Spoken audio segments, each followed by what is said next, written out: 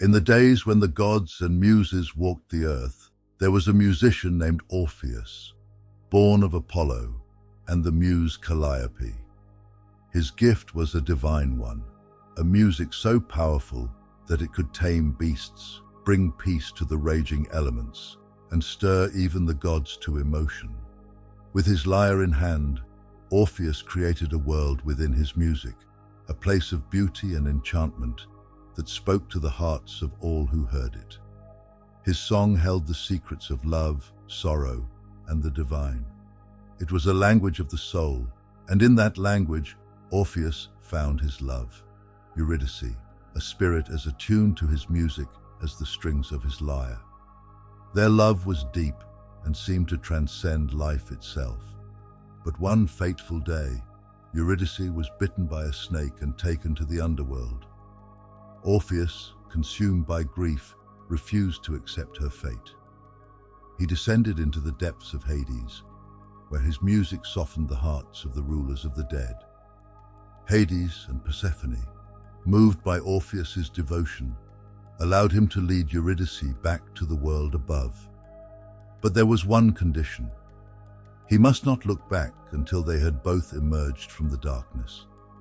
Hopeful yet fearful, Orpheus began his ascent, with Eurydice following silently behind. But as they neared the surface, doubt gnawed at his heart. Was she really there? Or was he being deceived? Unable to resist, he turned, only to see Eurydice slip back into the shadows, lost to him forever. In his moment of doubt, his love had turned to attachment, his trust to fear. He had lost her, not because of fate, but because he could not let go of his need to control. Orpheus wandered the earth, his heart broken, his song silent. The gods, moved by his story, placed his lyre among the stars as the constellation Lyra, a reminder to all who would look upon it of the cost of attachment, of the danger in grasping too tightly to what one loves. Yet Orpheus's story was only the beginning, for his journey through the underworld and his struggle with attachment spoke to a much older tale, the story of Atlantis, a civilization built on harmony and balance, on a music far deeper than any mortal could play.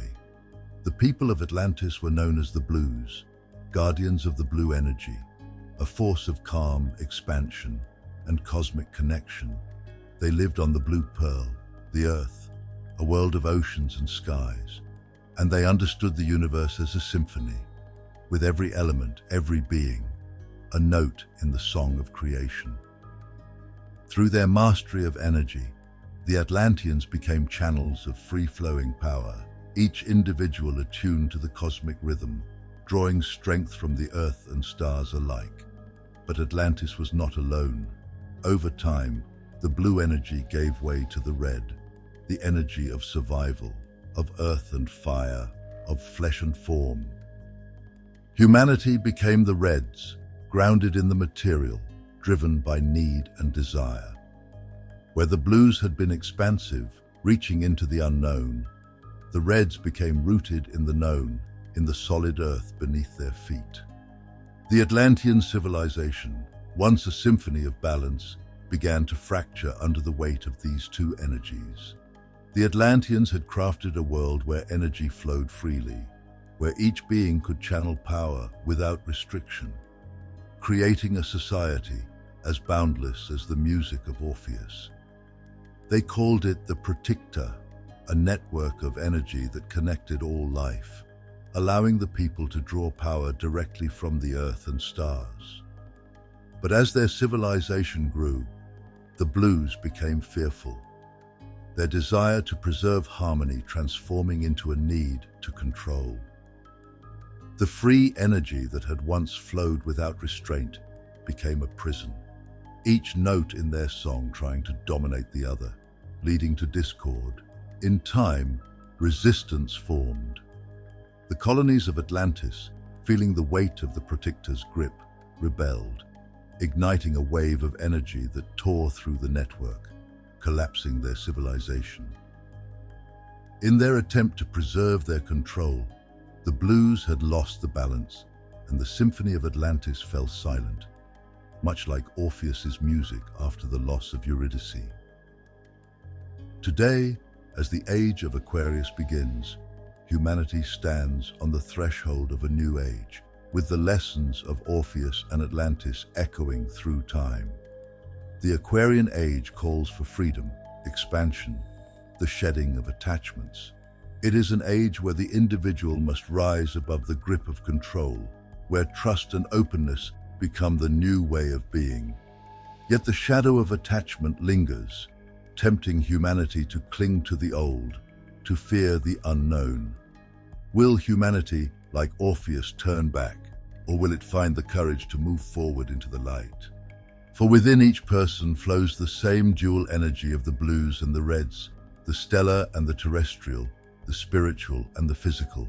Like two currents of blood, these forces call to each other, sometimes clashing, sometimes harmonizing. But true balance lies not in choosing one over the other, but in allowing both to coexist, to flow in harmony. The Atlanteans, in their attempt to preserve their world, fell victim to this very struggle, losing the freedom of the blues and the strength of the reds in the process. And within this cosmic dance lies the essence of life itself. It is the deep feelings of being, the lyrical narratives of history that make the heart beat and give life to the song. Beyond the mere act of the voice resonating from the throat, the music is born from the heart, shaped by the breath and hands of the artist. Air moves from the lungs, and the hands, guided by the heart, strum the strings. This is the harmony of existence, the divine breath, the breath of the universal mind. Each note resonates as one breathes, as one lives. Ham, het, hum, inhale, hold, exhale. In this rhythm lies the music of being and the pulse of creation itself. There is power that beats within each heart, and that power is love. To stop being a pendulum of time, to find balance within oneself, is to embody both energies without clinging to either. To expand and be free, to allow life's forces to flow through oneself without the need to control, is to find one's own song in the cosmic melody.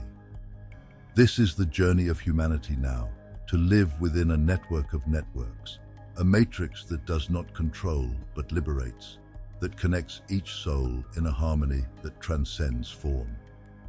And when this balance is found, when one has freed themselves from attachment and control, a gateway opens, a great wormhole leading to the dimensions of the soul, to the Merkaba, the Tesseract, the rabbit hole.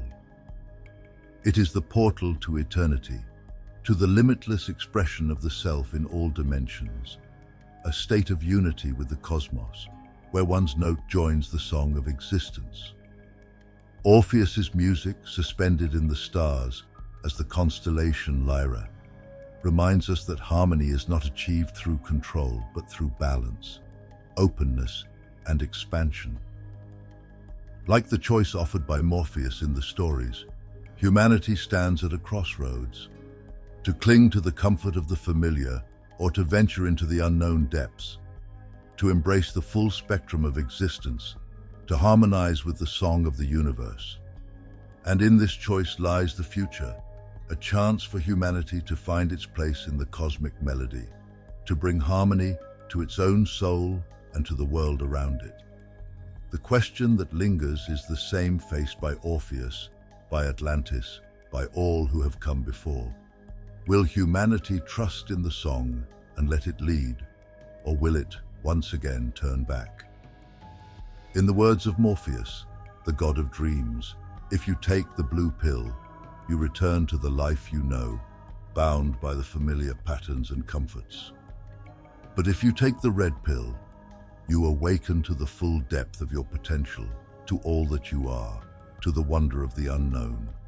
And so, as humanity stands at this threshold, it faces the question asked of all who have come before: which will you choose?